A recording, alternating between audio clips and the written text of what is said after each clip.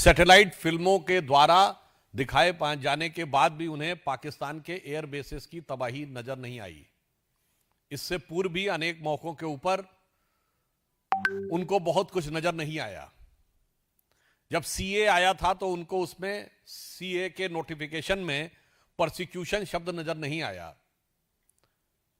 उसी दृष्टि दोष के चलते हुए, being marred by that myopic view and the blurred vision, or rather than you can say motivated and nefarious vision, they are unable to see what is being categorically explained. प्रधानमंत्री श्री नरेंद्र मोदी जी के नेतृत्व में कैबिनेट ने भारत की जनगणना कराने का निर्णय लिया और इसके बाद जो भी प्रेस रिलीज जारी हुई उसमें स्पष्ट रूप से कहा गया कि जनगणना के साथ सामाजिक आर्थिक मूल्यांकन और जातियों की जनगणना भी स्वतंत्र भारत के इतिहास में पहली बार होगी। जिस संबंध में पहली प्रेस रिलीज 30 अप्रैल को हुई, दूसरी 4 जून को और 15 जून को, जिसमें स्पष्ट रूप से यह कहा गया, और जो कहा गया उससे ज्यादा इंपॉर्टेंट होता है जो किया गया हो। बिहार में 2022 में हमारी ही गठबंधन सरकार ने जातिगत सर्वेक्षण करने का निर्णय लिया था, परंतु वो पार्टी जिसने स्वतंत्र भारत में जातिगत गणना रुकाने का निर्णय लिया था, 1951 में किसने रोका था? जिसने पिछड़ों के हक को मारने के लिए काका कालेलकर कमेटी की रिपोर्ट नहीं जारी होने दी, मंडल की रिपोर्ट नहीं जारी होने दी, वो अचानक आज आकर जो कहने का प्रयास करते हैं और जो लिखा हुआ भी है उसको नहीं पढ़ पाते हैं। मुझे लगता है इसके द्वारा उनकी राजनीति का तत्व सामने आ जाता है। अब मैं बताना चाहता हूं, प्रधानमंत्री मोदी जी के नेतृत्व में भारतीय जनता पार्टी और एनडीए की सरकार का विचार क्या है? हम कहते हैं सबका विश्वास, सबका प्रयास। अब इसीलिए हमारी सरकार जिस विषय को लेकर सामाजिक सांस्कृतिक सर्वेक्षण, सामाजिक और आर्थिक सर्वेक्षण और जातिगत जनगणना कराना चाह रही है, उसके पीछे हमारा उद्देश्य है सभी जातियों की पहचान, सभी जातियों को सम्मान और सबसे पिछले छोर पर खड़ी हुई जातियों का उत्थान। मगर जो इंडिया गठबंधन और कांग्रेस की सोच क्या है? केवल अपने अपने परिवार का उत्थान और उसके लिए जातियों में घमासान। हमारी सोच और उनकी सोच में एक मूलभूत अंतर है। हम सभी जातियों की पहचान, उनका सम्मान और उनके उत्थान के लिए समर्पित हैं। ये अपने परिवार को सारा मिष्ठान, उसके लिए सब वर्गों में हो जाए घमासान, ये उससे ज्यादा प्रेरित है। ऑन द टेक्निकल एस्पेक्ट मैं कहना चाहूंगा, इतने लंबे समय तक सरकार में रहने के बाद कम से कम कांग्रेस पार्टी को टेक्निकल इश्यूज समझने चाहिए। जातिगत जनगणना का नोटिफिकेशन केंद्र के द्वारा होता है। राज्य जातिगत जनगणना कर ही नहीं सकते तो किस राज्य के नोटिफिकेशन को दिखा रहे हो? वो केवल सर्वे कर सकते हैं। सर्वे को नोटिफाई करने का प्रोसीजर अलग है, उसका स्टैच्यूटरी प्रोसीजर नहीं है, गवर्नमेंट ऑर्डर है। जातिगत जनगणना केंद्र के द्वारा की जाती है, उसका स्टैच्यूटरी प्रोसीजर है, followed by the government order है।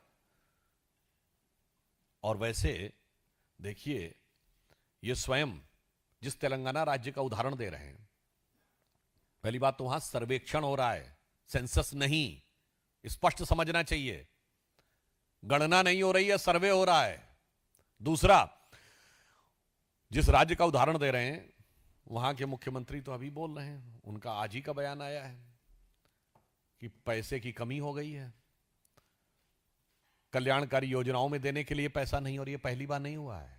ये कांग्रेस की खटाखट योजना ने जो किया है, पहले हिमाचल प्रदेश में खटाखट सारा खजाना सफाचट, उसके बाद आई यही चीज हुई हरियाणा, उस कर्नाटक के में, हिमाचल के बाद खटाखट वहां भी स्थिति हो गई खराब। अब सेम चीज तेलंगाना में आती जा रही है। यानी यह साफ दिखाई पड़ रहा है कि कांग्रेस जहां जहां सत्ता में आती है, इनका खटाखट मॉडल देश के विकास के लिए एक बड़ी चुनौती बनता हुआ जा रहा है, क्योंकि यह समग्र आर्थिक विकास को ध्यान में रखकर नहीं विकास करते। हमारे राज्यों में यदि कल्याणकारी योजनाएं काम कर रही हैं, उसके साथ साथ राज्य में नए संसाधनों का भी संचय उसी दृष्टि से हो रहा है। इसलिए मैं एक पंक्ति में कहना चाहूं, जहां जहां ही कांग्रेस आई वहां वहां आर्थिक दृष्टि से हो गई तबाही। और यह उदाहरण हिमाचल, कर्नाटक और उसके बाद तेलंगाना में दिखाई पड़ रहा है। इसलिए मैं कांग्रेस पार्टी से स्पष्ट रूप से कहना चाहूंगा कि आप वो पार्टी हैं जो जातिगत आधार के ऊपर इस देश में एक दूसरे से लड़ाकर अपनी राजनीतिक रोटी सेकना चाहते थे। ये वो पार्टी है जिनके समर्थकों ने कभी, याद करिए, बिहार में एक दौर में नारा चलता था, भूरा बाल निकाल रहा हूं, ये 4 जातियों का प्रतीक था।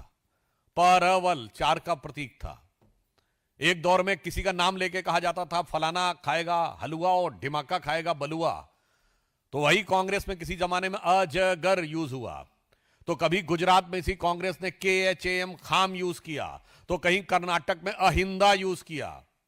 मगर मोदी जी ने क्या कहा? सबका साथ, सबका विकास, सबका विश्वास, सबका प्रयास। यूज सारी जातियों का नाम किया, मगर सारा अर्पण अपने को ही किया। सत्ता में जिन्होंने एक रत्ती का स्थान परिवार के बाहर किसी को नहीं दिया, इतनी छोटी सोच से जो लोग 3 पीढ़ियों से इस देश को चलाते रहे, उसी छोटी सोच के कारण जो लिखा हुआ है वो पूरे डॉक्यूमेंट को न दिखाकर एक सरासर मिथ्या प्रचार, भ्रामक प्रचार और इसके द्वारा वो देश को भ्रमित करने का प्रयास कर रहे हैं, क्योंकि शायद उन्हें यह लगता है कि इस चीज को लेकर जो मंसूबे उन्होंने पाले थे वो पूरे नहीं हो पा रहे हैं। मैं स्पष्ट रूप से पूछना चाहता हूं, कांग्रेस पार्टी पहले जवाब दे। कर्नाटक और तेलंगाना में उन्होंने अल्पसंख्यक समुदाय के जिन जिन लोगों को, जिन इतनी भारी संख्या में जातियों को इंक्लूड करने का प्रयास किया है, जिसके बारे में कोर्ट की भी टिप्पणी है, उस पर उनका क्या कहना है? आखिर में आप किसका हिस्सा मारना चाहते हैं? पश्चिम बंगाल की सरकार ने जिस भारी संख्या में मुस्लिम समाज के लोगों को ओबीसी में इंक्लूड किया है, जिसके लिए पिछड़ा वर्ग आयोग ने बाकायदा जवाब तलब किया कि संभवतः शायद 91 में 73 जातियां मुस्लिम समाज की थी। राहुल गांधी और इंडी गठबंधन वाले इस पर जवाब क्यों नहीं देते? और आपको एक बड़ा मजेदार तथ्य बताऊं कि जब ओबीसी कमीशन ने उनसे पूछा कि ये इतना कैसे हो गए, तो उन्होंने कहा कन्वर्ट होने से पहले ये इस जाति के थे तो इसमें हो गए। अब आप एक और बात सुनिए, उसमें यह भी कहा गया बंगाल में, भाई तो फिर इतनी भारी मात्रा में कन्वर्जन कैसे हो गया? तो चुप हो गए। मगर एक और मजेदार बात, अभी जो लेटेस्ट चेंज किया है पश्चिम बंगाल की कैबिनेट ने, उसने संभवतः 141 जातियों को उसमें डाल दिया है। अब मजे की बात क्या है, हिंदू समाज में 71 जातियां हैं एज पर वेस्ट बंगाल, और मुस्लिम समाज में 100 से अधिक ओबीसी जातियां हैं। भाई अगर कन्वर्ट होने से पहले थे 71, तो ये कन्वर्ट होने के बाद 71 से ज्यादा कैसे हो गए? यह साफ दर्शा रहा है कि आरक्षण के नाम पर वोट बैंक की राजनीति करके पिछले दरवाजे के द्वारा पिछड़े वर्ग के आरक्षण में सेंध ही नहीं लगाना, जिसे कहते हैं ना पूरी की पूरी दीवार ढहा देने का काम इंडी गठबंधन की सरकारों के द्वारा किया जा रहा है। इसीलिए प्रधानमंत्री मोदी जी के नेतृत्व में हमारी एनडीए की सरकार ने जो एक सकारात्मक निर्णय लिया है, उसके द्वारा होने वाले इस सकारात्मक पक्ष को वो स्वीकार करने को तैयार नहीं रह रहे हैं।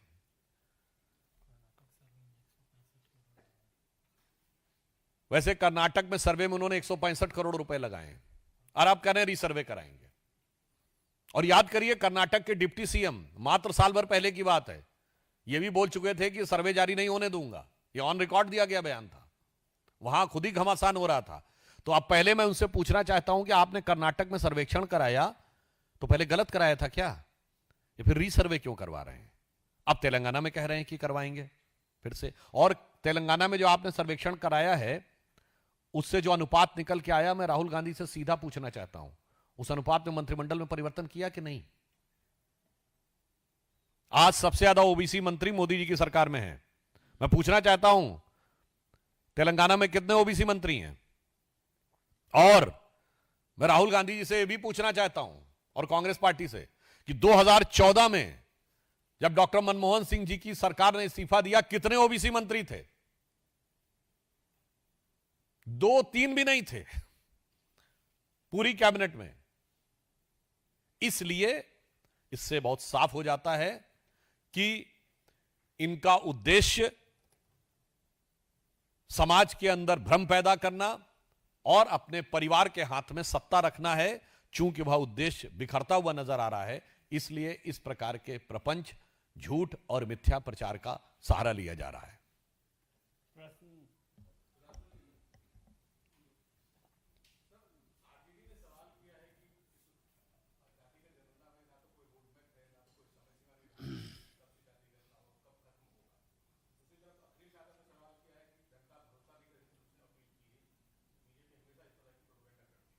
देखिए, जहां तक तिथि की बात है, स्पष्ट रूप से सरकार के द्वारा किया गया कि पहला चरण अक्टूबर 26 से होगा, दूसरा वाला चरण मार्च 27 से होगा, क्योंकि जिन राज्यों में बर्फ गिर जाती है दिसंबर के आसपास, सर्दी ज्यादा पड़ती, वहां पे नहीं होगा। और जहां तक श्री लालू प्रसाद यादव जी और अखिलेश यादव जी की बात है, मैं उनसे पूछना चाहता हूं, आपने अपनी पार्टी में बाकी गणना छोड़िए, अपनी जाति की गणना बताइए। अपनी जाति में आपने अपने परिवार के अलावा किसी को सत्ता दी? जिस दिन मुख्यमंत्री का पद छोड़ने की बात आई तो लालू प्रसाद यादव जी ने क्या किया? पहले मेरा साला, उसका जलवा चलता था, फिर मेरी पत्नी, फिर मेरा बेटा, फिर मेरा दूसरा बेटा, फिर मेरी बेटी, फिर मेरी दूसरी बेटी, और धरती पुत्र मुलायम सिंह जी, जब सत्ता की बात आई तो भाई भी नहीं, बेटा ही नजर आया। तो इससे साफ समझ में आता है कि जातिगत जनगणना के मुद्दे के ऊपर इनका उद्देश्य अपनी जाति में भी एक की गणना नहीं है, अपनी जाति में भी किसी एक भी व्यक्ति को यह सत्ता देने को तैयार नहीं है। इससे यह समझ में आ जाता है कि ये किस प्रकार की भावना रखते हैं।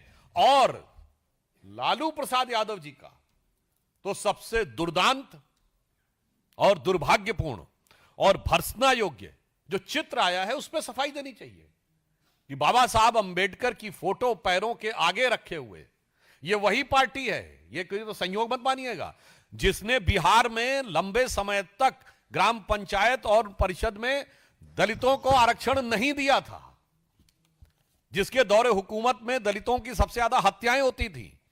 ये समाजवादी पार्टी वही पार्टी है जिसके दौरे हुकूमत में दलितों का रिजर्वेशन इन प्रमोशन बैकडेट से खत्म किया गया था, यानी जो लोग प्रमोट हो गए थे उन्हें रिवर्ट कर दिया गया था।